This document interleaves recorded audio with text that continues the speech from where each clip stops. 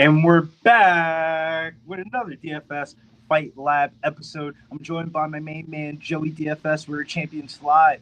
We're first in, last out. How you feeling today? I'm doing good, brother, man. We get another fight card. Last fight card until we get a little break. But then we get that long stretch of fights coming forward and plenty more content to come. So, yeah, I'm excited for this card, man. Fights are fights. And there's more than one fight card, which I know at some point you'll get to. Yep, let's get right into this card. People have been waiting. We're a little bit late here. Let's talk about our favorite cash game play of the slate here.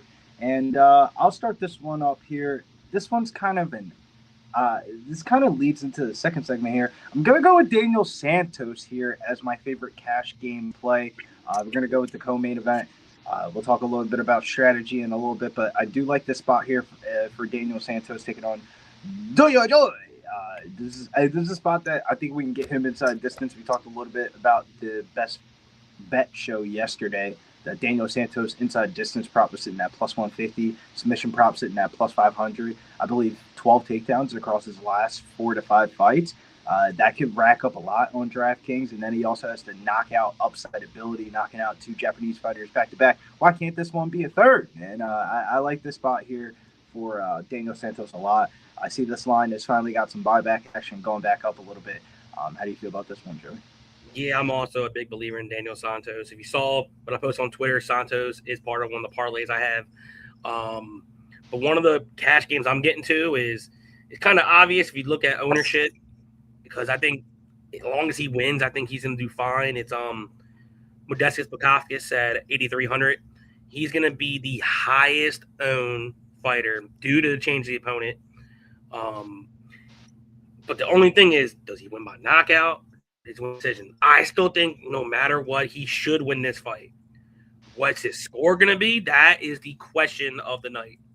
He could potentially break the slate with a round 1 knockout, or we could potentially see a typical hit and move and probably win a 3-round decision and still score okay. So, but I think Modestas 8,300, the highest ownership. He's probably one of the more safer plays you can probably get in your cash. I like it. I definitely think Modestas Bukauskas is the definition of what you call a cash game play. Has a safe floor, but a little bit questionable of a ceiling. I think there's a couple people on the slate that have a little bit higher of a ceiling, so I didn't really get him into my cash game lineup. But let's talk about the main event this week. We got Arnold Allen taking on Melquizael Costa.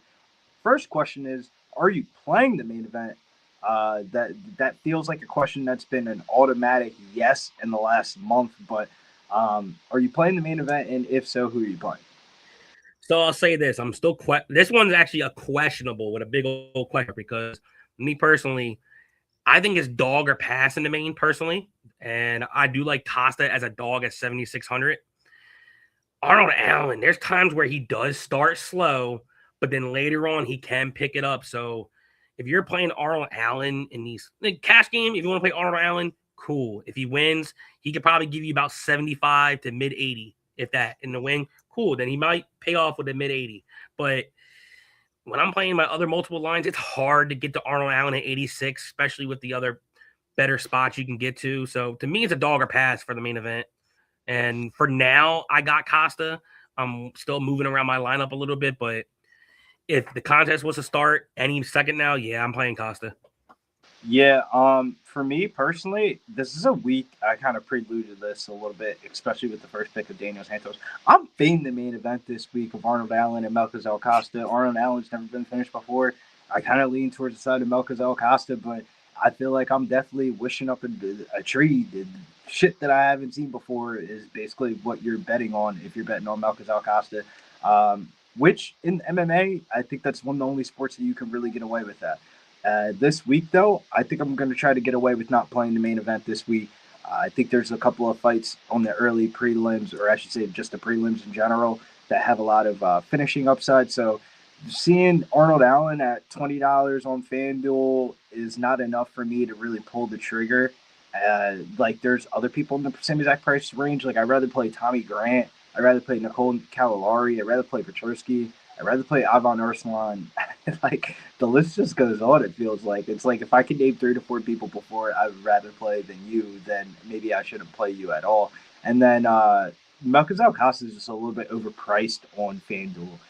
They have him at $15. So basically, Melchizedek Alcosta and Modestus Bukalkas are the same exact price tag on FanDuel, which is fucking ridiculous, bro. That makes no sense. Modestus Bukalkas is by far and away the best FanDuel play, and it's not even close. They didn't change his price tag from where it was earlier in the week when the fight first got announced. So he's $15. So that would be equivalent to like him being like $8,000 on DraftKings. So Modestus Bukalkas by far and away best play of the slate that you could play on FanDuel, and then I would kind of just fade the main event. Like you're getting so much value on $15 on Modestus Bukalkas that you really don't have to play the main event at all. So I will say this before we go on to the next thing. If you are planning to fade the main event, you are hoping that Arnold Allen wins and scores mid to ass, because if Costa wins, usually at 7,600, you get 5 rounds, all the points add up.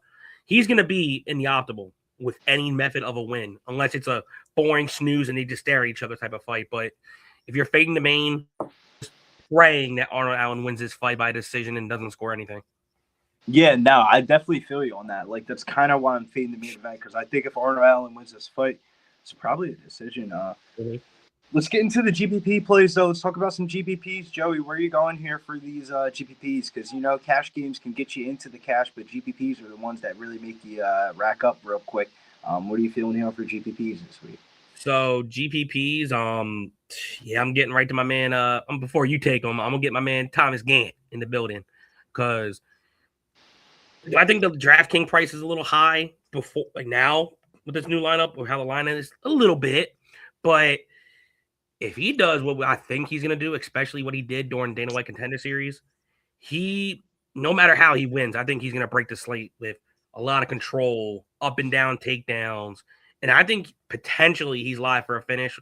We really need to see what Maniv's looks like when it comes to taking off his back. But I will say this, if you're playing 150, pick your side, because I will say this, if he can stop the takedown, I think he is live to get a knockout, because the kid bites down on his mouthpiece. His nickname is the Headhunter. So I give him credit for that. I'm like, look, you know this dude's going to come out swinging, but I think he's going to swing. He's going to miss. Sir Thomas Gant's going to get the wrestling going. I think he's going to score pretty well at 91. Yeah, my GPP play is going to be – I think the right GPP play is Pollyanna Vienna at $11. I know we gave a little bit of pushback on TC yesterday on the show, on the Best Bet show. But this is what I was saying to TC. This is the perks of playing daily fantasy. You don't have to put real American dollars on fucking Pollyanna Vienna. You can put her in your lineup, and if she wins that fight, she's going to be in the optimal tonight. All of Pollyanna Vienna's wins are all in the first round. You're getting her at $11. I'd rather play her than fucking Tucos at the same exact price tag on FanDuel. I know you like Tucos this week, but if he does get bumped, there's a legit chance that he scores 0. I don't see how Pollyanna Vienna scores 0 this week. She is not going to 0 out in your lineup this week. I feel like she has the finishing upside in this fight. Just enough for me to get in daily fantasy wise, but not enough for me to get in sports betting wise. She's never won a fight that's gone past the first round. So just then right there, I can't bet on you. If you never won a fight past the first round, I can't bet on you. But you know what that means? You're probably a hell of a DraftKings FanDuel play if you're getting all your wins in the first round. I think that's my shot here that I'm going to take as Pollyanna Vienna for GPPs. We'll get into the leverage plays right now. Is there anything that stood out to you right off the bat when you talk about leverage fights that lead into like leverage plays? Yeah, my leverage play of the week is Nicole Cavalari. She's going back down natural weight class of 115. Her first 2 fights were at 125, which I didn't even realize until we did the breakdown on Tuesday. So, and if you notice, she even did some work up here in the upper chest where she no longer got boobs. So I think she's taking this shit for real. She's like, all right, I was a thicker chick at 125. I'm going back to 125 or 115 to be the stronger fighter. I think she gets a hold of Shannon. Shannon's going to be in the world of problems, because I think what's Shannon going to do? Her best method is maybe hope she stuff takedowns and win a jab fight. Cavalari, I think she has power in the hands. She's easily the better wrestler. She's the stronger grappler. And I think there's a live finish for a sub, which I do like, aka plus 400. But think inside the distance for a little sprinkle. What if she grounds and pounds? But no matter, even if the finish doesn't happen, I think if she does get her type of fight style, like I think could happen, takedowns, control, shit, maybe even a reversal. You get a good amount of points for reversals also in DraftKings. No matter how she wins, as long as she does it how I think she's going to do it with wrestling, grappling, and control at 9K, and she's going to be probably under 20 something percent, below 20. Yeah, I'll get the leverage on the field because I know everyone's going to look to try to get to Wellmaker, Gant, and that's probably the two other only I have 9K options that are higher than Cavalari, and I'm getting to Cavalari. Yeah, leverage fight for me is going to be Chaos Williams and Nikolai Vekaratinov here. Both of these fighters being underpriced on FanDuel. Chaos Williams, the favorite, coming in at $14. So same exact price. Chaos Williams is the same exact price tag as Daniel Barez on FanDuel. And then Nikolai Vekaratinov is the same exact price as Ketlin Vieira on FanDuel, which I think both of those price tags are wrong. If Chaos Williams were able to really capture up his upside and dive into the highlight reel, I mean, $14 would be a little bit too cheap, but I actually think Nikolai Vekaratinov is the winner of this fight. I think a lot of people are undervaluing Nikolai Vekaratinov when he first came into the scene. Lost to Danny Barlow and Michael Morales. The Michael Morales fight was a fight that he won the first round, dropped the next two after Michael Morales started grappling. And then the Danny Barlow fight, bro, that was a razor split close decision. Other fight against Francisco Prado, made money on that fight. And then his last fight against Nico Price, made money on that fight. So out of all the fighters on the card that have been the most profitable with, it's really been Nikolai Vekaratinov, either fading him or backing him. It hasn't been like rocket science. This is the first one that I feel like really pushes the needle here. You could really make a case for either Chaos Williams or Nikolai Vekaratinov, but my case for Nikolai Vekaratinov is I think he's going to beat Chaos Williams to the jab just a little bit more. If you see Chaos Williams highlight reel, his highlight reel's nasty. It's some of the nastiest knockouts when he first came inside the UFC. But watch him fight over a full 15 minutes. He's very low volume. He's very plot shoddy. 2-3 when fights go 2-3 when fights go distance. And his two wins are like, one was a unanimous decision, another one was split decision. Like every time Chaos Williams goes to the decision, it's a 50-50 if he threw enough volume to win the fight or not. Rather than Nikolai Vekaratinov, I know when he's fighting a non-wrestler, he's going to be able to throw enough volume to win a decision. So that's why I kind of got to Nikolai Vekaratinov, not only as a leverage play, but also as a sports bet. I'm on him at plus 102, on him on FanDuel $13. I think it's a good underdog play. I think he should be the fighter that's favored. I think people have a misconception of Nikolai Vekaratinov. I'm not saying he's a fucking world beater by the slightest of means. I just feel like for two fighters at the same exact age, their trajectory of arrows are different directions. Nikolai Vekaratinov has more fights in him. Chaos Williams, bro, he could stop fighting next week and not need the money from the UFC. Like, he does mad other shit, real estate agent and stuff like that. But a little bit too long on that one. Let's talk about a fighter or a fight that you're looking to fade this week. Yeah, before I do that, I just want to say what's up to the chat real quick. We got Gabe Ballers in the building. Hurry up, we waiting. Look, Gabe, we got to finish some shit. TC, get the lineups in. TC, take your advice. Get your lineups in, sir.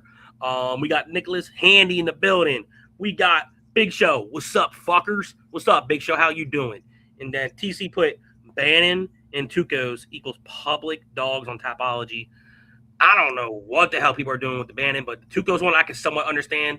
I know me and TC are going to be on the opposite sides in that fight, so the best man may win. But, yeah, fight to fade. Do I want to make it easy? Cavalcanti Vieira. At least for DK purposes. I know FanDuel, they do differently with striking numbers. They're probably a lot better striking numbers for FanDuel than it is for DraftKings. But, yeah, Cavalcanti Vieira, that's probably the easiest fight fade, at least for me on my DK slate.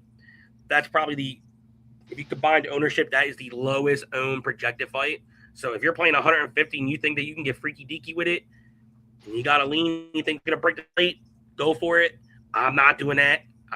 No. I like this fight more as a bet, in which if you tune in 5 p.m. Eastern, you'll definitely see where I'll probably go for when it comes to the betting side. But it's just going to be two strikers.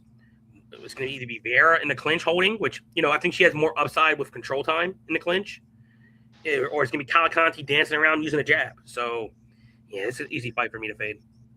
Yeah, the fight that I'm looking to fade, we talked a little bit about this before the stream had started, and it's not a fade of like, I don't like this fighter or something like that. It's a fade because I don't know who the fuck is going to win.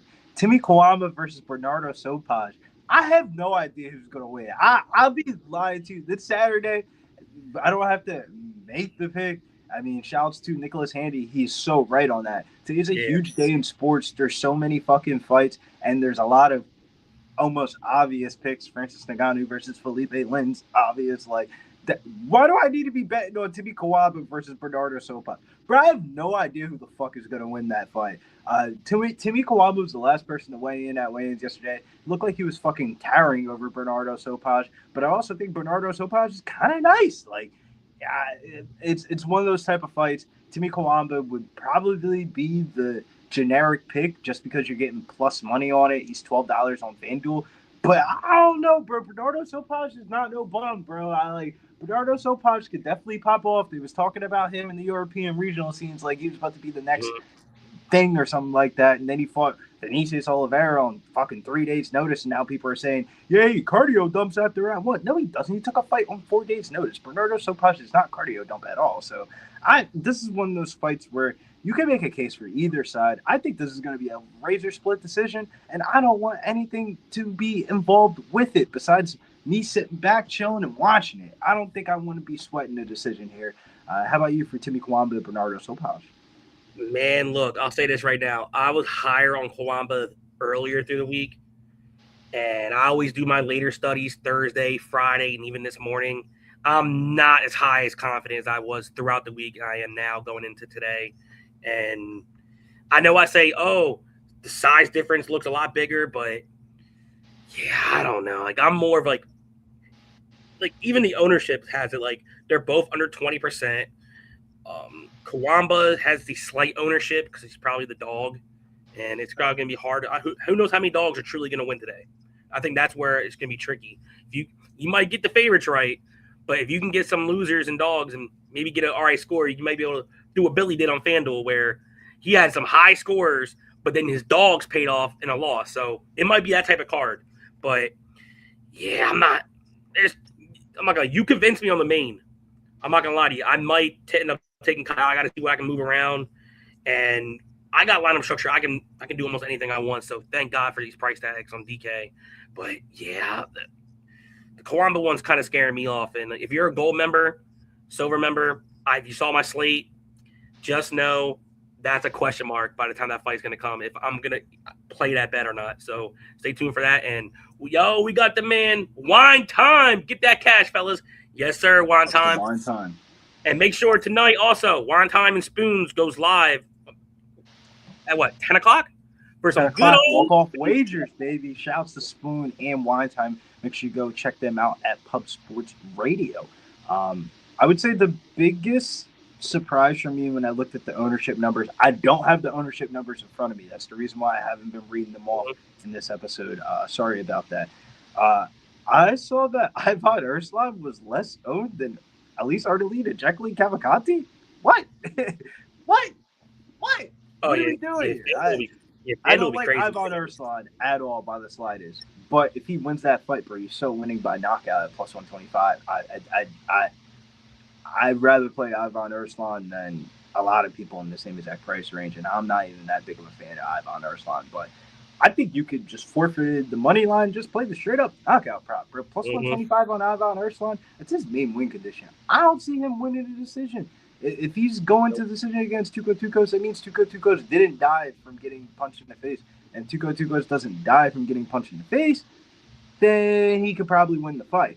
I just don't even think Tuco scores that well in a decision win. The only way he really scores that well is in a submission win, and I don't think he grabs a sub here, man. I don't. I think the reason why I say this, I think if Tuco's win, I think there's only one true way Ursa wins, and that's a knockout. Tuco's, he has the wrestling advantage, he has the grappling advantage, but the only thing that scares the living fuck out of me is, boy, don't not get knocked out early. That's all I'm praying. If you don't get knocked out early, you are live to get some wrestling takedowns and control. And even in the decision win, I'll take it at his price tag at $7,400.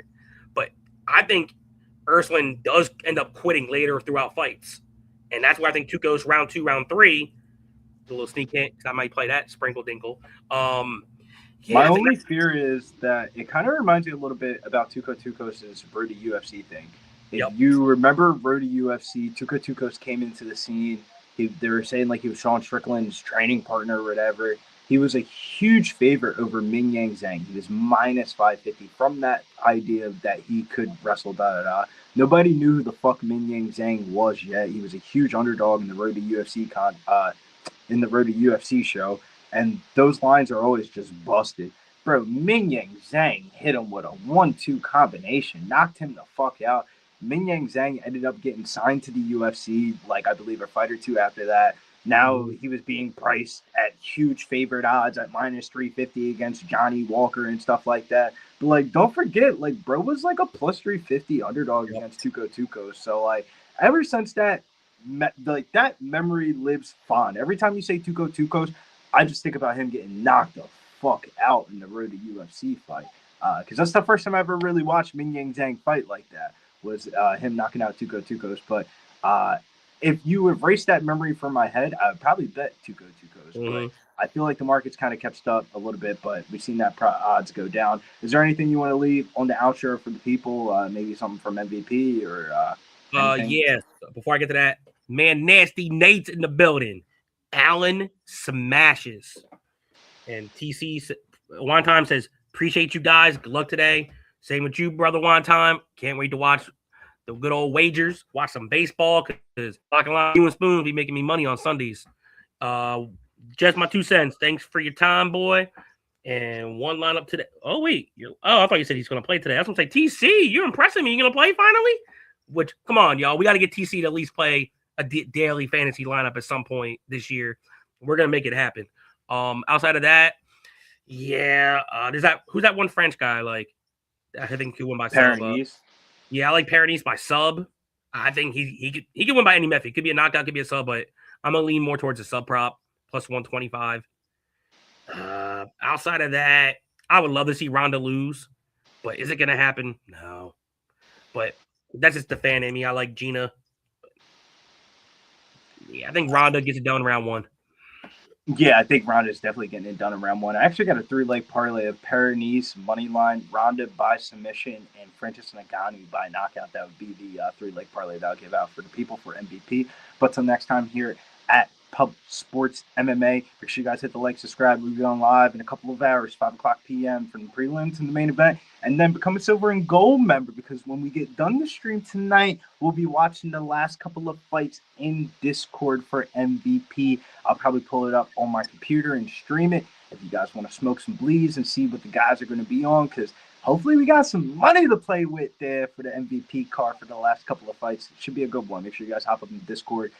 I believe it will be Mike Perry. It will be in there for Francis Ngannou, Felipe Lynch, Mike Perry, Nate Diaz, and the main event. Let's cash.